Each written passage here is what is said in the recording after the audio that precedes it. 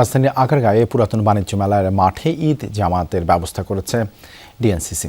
সেখানে একসাথে 10,000 মুসল্লি ঈদ উল ফিতরের নামাজ আদায় করতে পারবেন। বুধবার ঈদগাহ মাঠ পরিদর্শন করেন ডিএনসিসির প্রশাসক শফিকুল ইসলাম খান। তিনি বলেন, ঈদের দিন নামাজ ঘিরে সব ধরনের নিরাপত্তা নিশ্চিত করা হয়েছে।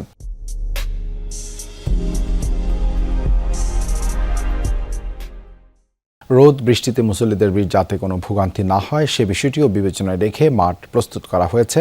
পুরান বাণিজ্য মেলার মাঠে সকাল 8টায় একটি মাত্র ঈদের জামাত অনুষ্ঠিত হবে। তবে এবার ঈদের দিন আগারগাঁয়ে গত বছরের মতো কোনো আনন্দ শোভাযাত্রা কিংবা মেলার আয়োজন করা হবে না বলে জানিয়েছেন ঢাকা উত্তর সিটির প্রশাসক। একসাথে নামাজ আদায় করতে পারবে। তারপরেও যদি আমাদের এক্সট্রা ব্যবস্থা আছে, যদি আরও জামাত আদায়ের জন্য আরও মুসল্লিরা উপস্থিত থাকে, পিছনে খোলা জায়গা আছে, সেখানে আমাদের সকল কার্পেট কিংবা ত্রিপল রেডি থাকবে। যখন উপস্থিত থাকবে আমাদের কর্মীরা সাথে সাথে নামাজের জায়গাগুলোকে নামাজ সহকারে বিছিয়ে দেবে। সকল প্রস্তুতি ইতিমধ্যে আমরা নিয়েছি।